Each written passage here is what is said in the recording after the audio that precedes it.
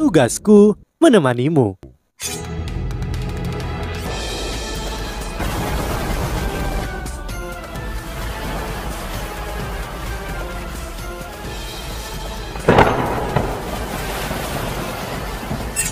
Hai sahabat Pasuk, kembali lagi bersama alur cerita versi novel Solen 2 Sekte Tang yang tak tertandingi.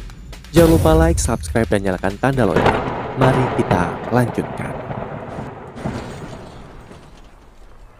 Gimana manusia bisa mengetahui keterampilan permaisuri salju? Kecuali Putri Laut tidak bisa percaya bahwa entitas sekuat permaisuri salju akan benar-benar menjadi cincin roh bagi manusia. Serangan dari laut mulai mereda dan permaisuri salju serta Tang Wutong juga tinggal di tempat mereka lagi pula. Hampir tidak mungkin bagi mereka untuk menembus pengepungan yang terbentuk dari kerumunan monster akuatik yang dipimpin langsung oleh Putri Laut di lautan es. Putri Laut! Suara jelas permaisuri salju bergema di udara. Dia perlahan turun dari langit saat dia terus menatap Putri Laut yang mengambang di puncak ombak. Suara ini, kamu? Putri Laut agak bingung ketika dia menatap Wu Yuhao yang mengenakan baju besi. Sebuah proyeksi berkedip ketika permaisuri salju melayang keluar dari tubuh Wu Yuhao sebelum melayang di sampingnya. Setelah itu, mata Wu Yuhao berubah menjadi hijau giok saat permaisuri es menguasai tubuhnya. Permaisuri salju. Setelah melihat permaisuri salju dalam bentuk materialnya, Putri Laut terkejut luar biasa. Ya, ini aku. Sudah begitu lama sejak kita bertemu, bagaimana kabarmu? Permaisuri salju mengangguk dengan sopan. Di utara ekstrim, sementara lautan es berada di bawah kekuasaan Putri Laut, entitas terkuat masih adalah permaisuri salju. Oleh karena itu, di antara monster di utara ekstrim, permaisuri salju masih yang terkuat. Putri Laut mengerutkan kening. Permaisuri salju, mengapa kamu ada di sini? Apakah kamu tahu ada apa dengan manusia ini? Tolong jangan bilang kamu datang ke sini bersamanya. Permaisuri salju mengangguk dan berkata, itu benar. Aku datang ke sini bersamanya. Kami berencana mendiskusikan beberapa masalah dengan Anda, tapi aku tidak menyangka putri yang biasanya lemah lembut akan begitu agresif untuk menyerang kami secara langsung. Ekspresi aneh melintas di wajah sang putri. Permaisuri salju, apakah kamu bermaksud untuk membantunya mengucapkan beberapa kata yang baik? Tahukah kamu betapa banyak kerusakan yang telah dilakukan manusia terhadap kami, monster air, dalam masalah besar beberapa tahun terakhir? Permaisuri salju tercengang ketika dia bertanya, bagaimana manusia bisa melukai orang-orangmu ketika kalian semua berada di tengah laut es? Maafkan aku, tapi aku benar-benar belum pernah mendengar ini sebelumnya. Sang Putri Laut menggertakkan giginya dengan marah ketika dia menjawab, manusia telah menyakiti kami selama beberapa tahun terakhir. 2 tahun terakhir, beberapa manusia memasuki lautan es untuk mencariku. Mereka sangat kuat dan kami benar-benar naif karena interaksi kami yang terbatas dengan mereka. Kami tidak akan secara aktif menyerang mereka selama mereka tidak melukai orang-orang kami. Dan ketika orang-orang ini menemukanku, mereka memintaku untuk bekerja sama dengan mereka. Aku sangat bingung karena aku tidak tahu banyak. Gimana mungkin bagi manusia untuk berkolaborasi dengan kami monster akuatik? Didorong oleh rasa ingin tahuku, aku menggali lebih dalam. Manusia-manusia itu memberitahuku bagaimana mereka berusaha menciptakan metode kultivasi yang sangat baru. Metode baru ini akan memungkinkan manusia untuk mendapatkan kemampuan yang mirip dengan cincin roh tanpa menghabisi monster roh. Mereka memberitahuku bagaimana ini berpotensi menyelesaikan konflik dan permusuhan antara monster roh dan manusia. Setelah mendengar apa yang dikatakan oleh Putri Laut, mata Tang Wutong membelalak tak percaya. Bahkan permaisuri salju terkejut dengan apa yang baru saja dia dengar. Keduanya saling memandang, tak satupun dari mereka berpikir bahwa masalah ini akan sangat rumit. Putri Laut melanjutkan, monster roh manusia sering diminta untuk memburu monster roh untuk mendapatkan cincin roh. Karena kita, monster roh akuatik, jarang bersentuhan dengan manusia. Kita jarang menjadi sasaran perburuan manusia karenanya kami tidak memiliki banyak kebencian atau permusuhan dengan mereka. Jadi, setelah mendengar apa yang mereka katakan, kami menjadi lebih santai ketika kami bertanya tentang perincian rencana mereka. Mereka mengatakan bahwa mereka memiliki kemampuan yang disebut sebagai roh. Ketika monster roh yang sekarat menjadi roh, kehidupan mereka akan diperpanjang. Faktanya, semakin kuat monster roh, semakin mirip pula untuk memperkuat jiwa bela diri manusia dan memperpanjang hidupnya. Setelah itu menjadi roh. Sebagai imbalannya, monster roh juga mampu memperpanjang hidupnya. Selama terus hidup, segala sesuatu mungkin terjadi. Di masa depan, rentang hidup monster akuatik sangat terbatas. Jika kita tidak dapat membatasi batas ini, pada dasarnya kita akan menua dan mati. Prospek memperpanjang hidup kita, bahkan hanya untuk beberapa dekade, sudah akan luar biasa. Selain itu, pemikiran untuk dapat mengalami dunia manusia sama-sama menarik karenanya kami menjadi sangat tertarik dengan idenya. Setelah itu manusia-manusia itu melepaskan roh untuk kita lihat. Memang sangat mistis kehilangan tubuh, tetapi bukan jiwa. Itu juga pertama kalinya aku menyaksikan sesuatu yang begitu ajaib. Setelah memikirkannya, aku memutuskan untuk mencoba dan berkolaborasi dengan mereka. Orang-orang itu memberitahuku bagaimana ada banyak manusia yang berharap mendapatkan roh. Namun, monstro harus menjalani beberapa upacara yang harus dilakukan di darat. Upacara-upacara itu membutuhkan beberapa formasi dan formasi itu tidak dapat ditempatkan di tengah laut. Aku terlalu bodoh saat itu dan mempercayai mereka tanpa ragu. Aku mengumpulkan beberapa bangsaku yang berada di ambang kematian dan mengirim mereka ke pantai. Aku mengirim lebih dari 1.000 bangsawan ke pantai tanpa mengetahui bahwa itu akan menjadi yang terakhir kalinya aku melihat mereka. Setelah sebulan berlalu, aku mengirim beberapa bangsawan untuk memeriksa pada manusia. Aku ingin tahu apakah upacara roh telah berhasil dilakukan. Manusia-manusia itu memberitahu kami bagaimana bangsa duyung yang aku kirimkan semuanya berhasil menjadi roh. Selain itu, mereka mengatakan kepadaku bahwa mereka menyadari bagaimana roh akuatik lebih cocok untuk menjadi roh daripada monster darat. Monster akuatik yang lebih kuat bahkan mampu memecah hanya sebagian dari jiwa mereka untuk menjadi roh. Jiwa yang tersisa masih bisa tinggal di dalam tubuh utamanya. Setelah tubuh utama mati, bagian jiwa yang ada di tubuh manusia dapat terus menjadi roh, seolah-olah itu telah memperoleh kehidupan ekstra. Ini juga akan memungkinkan manusia yang memiliki roh khusus hidup lebih lama, atau bahkan hidup selama kami sebagai monster akuatik. Mereka meyakinkan kami bahwa itu akan menjadi situasi yang sangat menguntungkan jika kami menyerahkan kepada mereka beberapa monster akuatik yang lebih kuat untuk eksperimen. Setelah mendengar apa yang dikatakan oleh Putri Laut, Tang Wutong merasakan hawa dingin merambah di tulang punggungnya.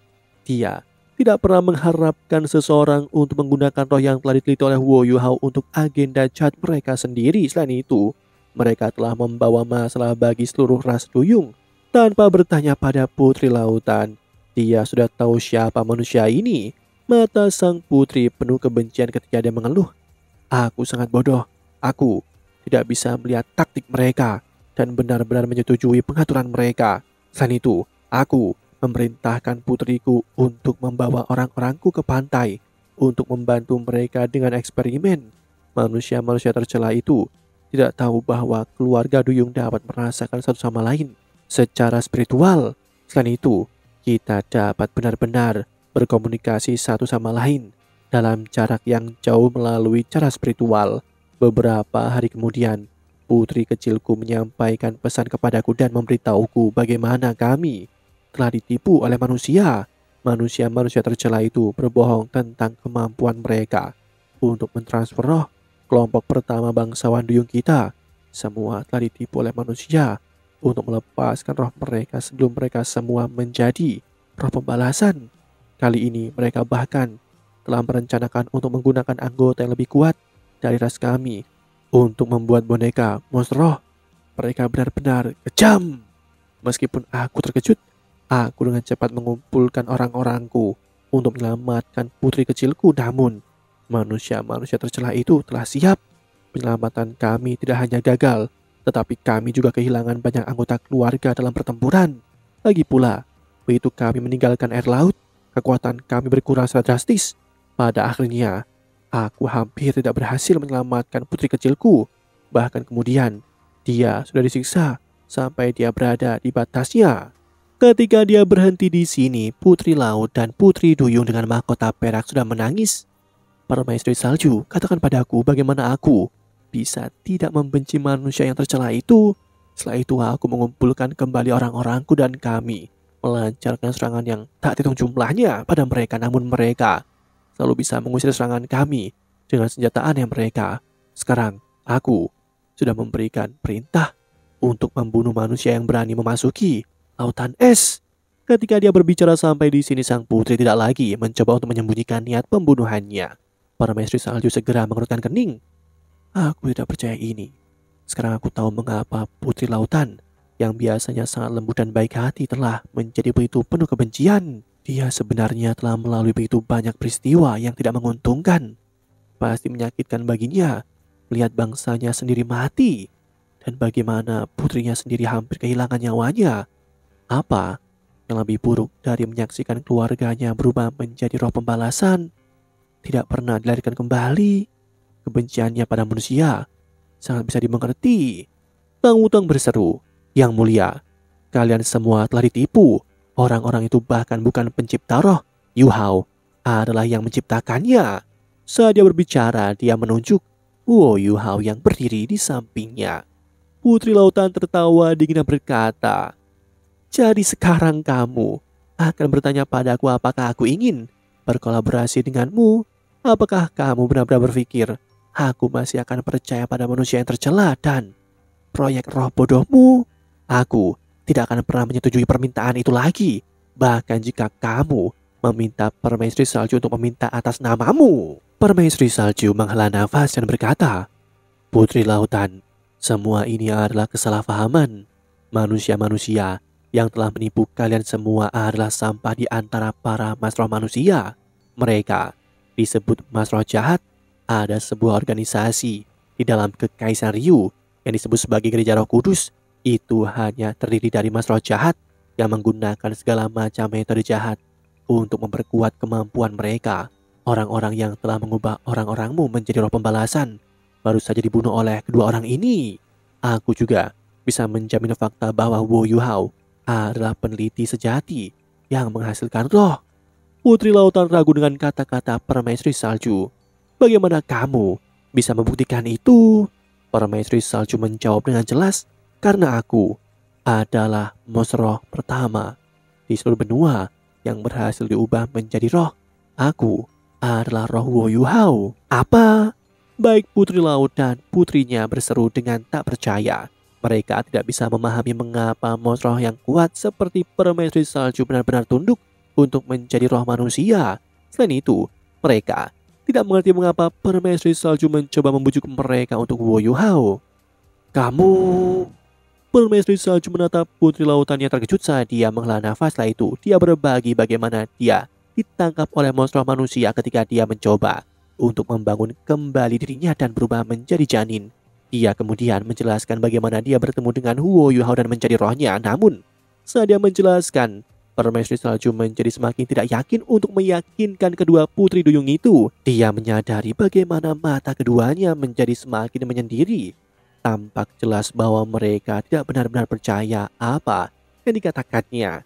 Sistem roh yang dikembangkan Yu Hao sangat bermanfaat. Ini dapat secara drastis mengurangi jumlah pembunuhan antara master roh manusia dan monster roh. Pada saat yang sama itu juga dapat mengurangi konflik dan permusuhan antara manusia dan monster roh. "Cukup!" Putri Lautan tiba-tiba menyela Permaisuri Salju. "Berhenti berbicara. Lidahmu yang fasih tidak akan cukup untuk menipuku lagi.